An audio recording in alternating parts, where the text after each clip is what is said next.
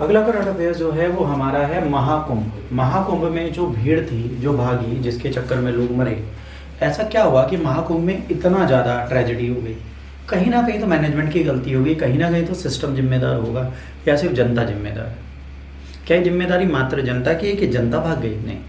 क्या बैरिकेड मजबूत नहीं हो सकते थे? बैरिकेड अगर मजबूत होते टूटते कैसे? क्या ठेकेदारों की गलतियां नहीं थी?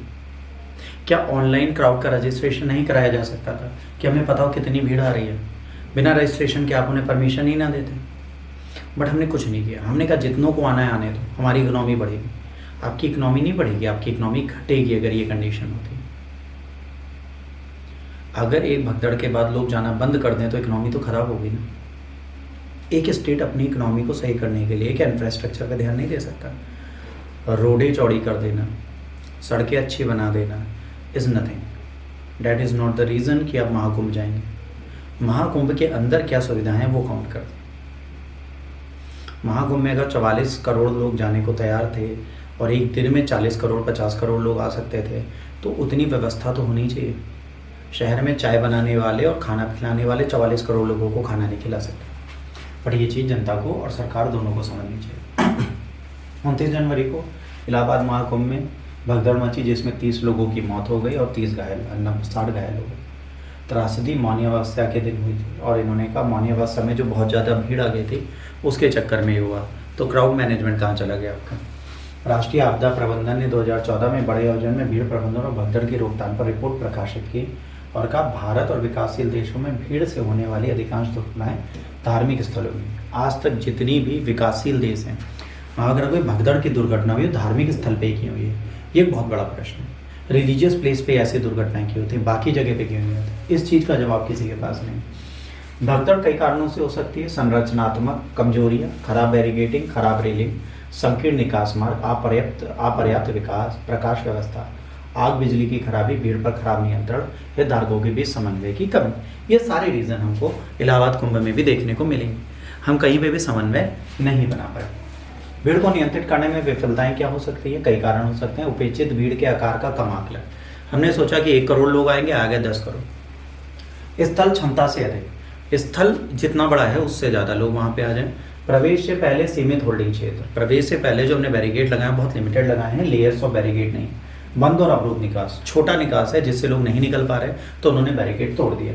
कमजोर रेलिंग और कतार प्रबंधन का अभाव, हमने लाइनिंग नहीं कराई तमीज से, हमने बैरिकेड कमजोर रखे जो टूट गए। आवागमन के विनियमित करने के क्षेत्रीय विभाजनों का अभाव, आवागमन को हम ब्रेक कर सकते थे कि आप इस बैरिकेड से जाओ, उस बैरिकेड से जाओ, वो हमने कम किया। तो सेक्टोरल पार्टीशन ना होने के चक्कर में एक बैरिकेड पे बहुत ज़्यादा भीड़ आ गई और उस भीड़ ने क्या किया, बैरिकेड तोड़ के लोगों को कुचल दिया। अच्छा, लोग कुचले क्यों गए? उसका एक बेसिक रीज़न था। अगर आपने डीएम साहब का मैसेज सुना हो तो उन्होंने कहा कि भाई आप लोग उठ जाइए, आप पहले आए तो 3 बजे का इंतजार ना करिए, कृपया बैरिकेड के अंदर मत सोइए। लोगों ने नहीं सुना। देखिए, जब भीड़ आई तो उसके कुछ वीडियोस आए थे, अगर आपने कभी ध्यान से देखे, पुलिस लगातार कह रही है रुकना नहीं, चलते रहना, रुकना नहीं, चलते रहना, रुकना नहीं, चलते रहना। रीज़न उनको पता है, अगर कोई व्यक्ति रुकता है तो भीड़ उसको धक्का देगी और वो पैरों पे स्टेबल नहीं है, वो नीचे गिर जाएगा और कुचल जाएगा। ठीक, जब बैरिकेड टूटा तो 10 पुलिसकर्मी खड़े थे, वो बैरिकेड को नहीं रोक सकते। अगर भीड़ एक झटके में आ रही है तो उनको उससे दूर भागना पड़ेगा। तो उनकी मजबूरी हुई वो उस भीड़ से दूर भागे। उन्होंने डिसाइड किया कि भाई बैरिकेड जो हैं वो टूटने ज़रूरी नहीं थे, उनको रेगुलेट करना ज़रूरी था। तो उनका रेगुलेशन कैसे किया जा सकता था? उनका रेगुलेशन तभी किया जा सकता था जब उसे सही तरीके से देखें और समझें। ठीक, तो क्राउड का फेलियर होना चांसेस बिल्कुल बनता है और ये चांसेस हमें उठाने भी पड़ेंगे और देखने भी पड़ेंगे।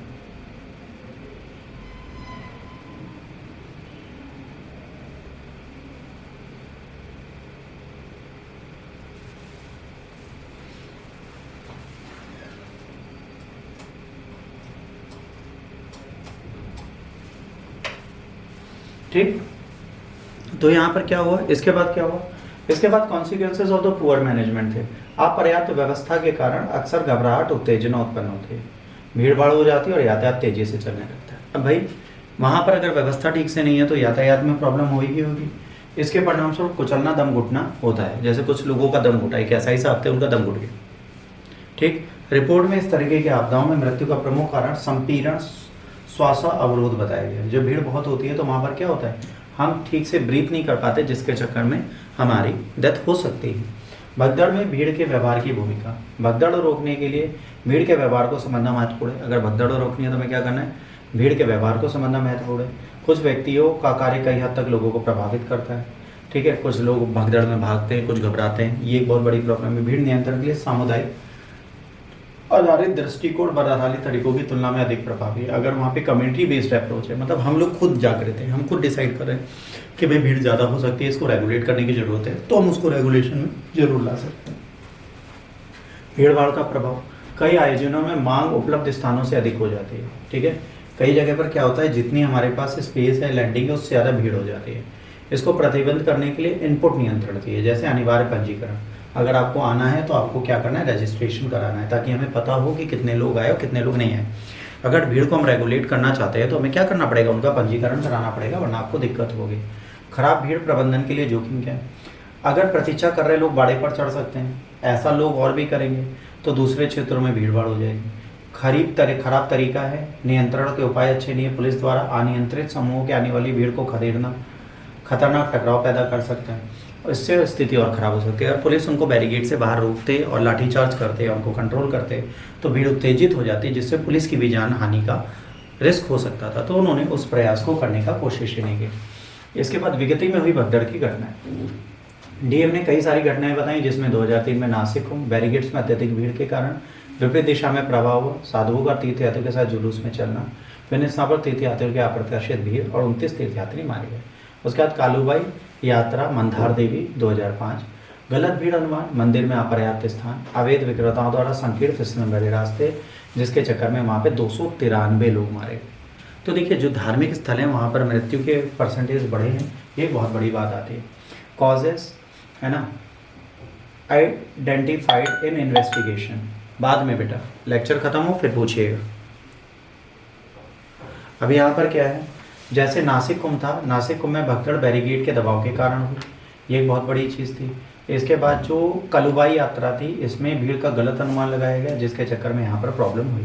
भीड़ नियंत्रण की सक्रिय योजना क्या है, भीड़ को हमें डिवाइड कर देना है कि आप इस फ्लो में जाइए, इस बैरिकेड में रहिए, आप इस बैरिकेड में रहिए। अगर भीड़ को हम रेगुलेट करना चाहते हैं तो भीड़ के प्रभाव को हमें कंट्रोल करना पड़ेगा। Regulating the crowd with in the venue, जो वेन्यू है जहाँ पर गंगा स्नान करें, वहाँ पे रेगुलेशन क्राउड का बहुत अच्छा होना चाहिए। अगर भीड़ को नियंत्रण वहाँ नहीं कर पाए तो दिक्कत होगी। भीड़ के बहिर्गमन का प्रबंधन, एक साइड से भीड़ अंदर जा रही है, स्नान कर रही है, दूसरी साइड एक ऐसी बनाई जहाँ से भीड़ निकल जाए, तो एक ही साइड से आना जाना ना हो, तो भीड़ बेहतर तरीके से चल सकती है। मांग प्रतिबंधित करने के लिए अधिकारियों को कई विश्लेषण करने।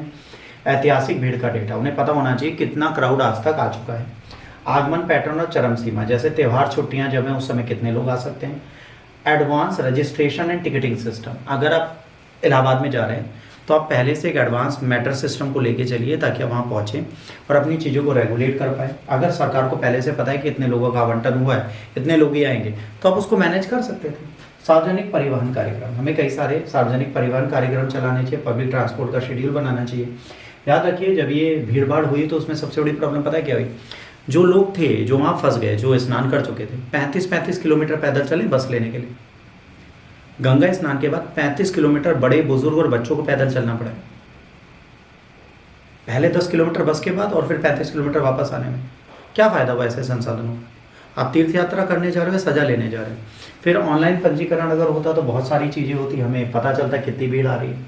सीमित आपूर्ति क्षमता निष्पादन, अगर कहीं पे भौगोलिक कारणों से आपूर्ति बढ़ना संभव नहीं है तो इनको आगंतुकों प्रतीक्षा समय को अधिक आरामदायक बनाना चाहिए। आपको कहना चाहिए आप आराम से वेट करिए, आपके लिए गेस्ट हाउस है, आपके लिए वेयर हाउस है। ये चीज़ें अगर पहले से कर लेंगे तो शायद गेस्ट आपके साथ रेगुलेट कर सकते हैं। भीड़ नियंत्रण के लिए पर्याप्त बुनियादी ढांचे की आवश्यकता है। आगंतुकों के लिए विश्राम स्थल, भोजन, पानी, स्वच्छता जैसी सुविधाओं की आवश्यकता थी। रिपोर्ट में भूमिका, आगंतुकों को मार्गदर्शन देने के लिए, व्यवस्था बनाए रखने के लिए सूचना प्रभावी प्रसार की आवश्यकता थी। लोगों को बताना था कि आप किस बैरिकेड पे जाएंगे, कहाँ पे भीड़ कम है, कितनी देर आपको लगेगी, इसकी सूचना नहीं थी। हर बंदा 3 बजे अमृत स्नान करना चाहता था, 3 बजे हर बंदा स्नान नहीं कर सकता। ये जनता को और सरकार को और पुलिस को और आगंतुकों को सबको समझना था, जो कोई नहीं समझ पाया। अगर वो इसको राइट डायरेक्शन में समझ पाते तो शायद चीज़ें आज बेहतर होती, और जो 29 लोगों ने 30 लोगों ने अपनी जान गंवाई वो शायद ना गंवाते और 60 लोग घायल ना होते। याद रखिए, मृतकों में सबसे ज़्यादा महिलाएं, बच्चे और बूढ़े शामिल हैं। क्योंकि वो बहुत तेज़ भाग नहीं पाते, बहुत तेज़ चल नहीं पाते, डर के मारे रुक जाते हैं। तो ऐसे भीड़ प्रबंधन से हमें नुकसान होगा, ये चीज़ हकीकत है।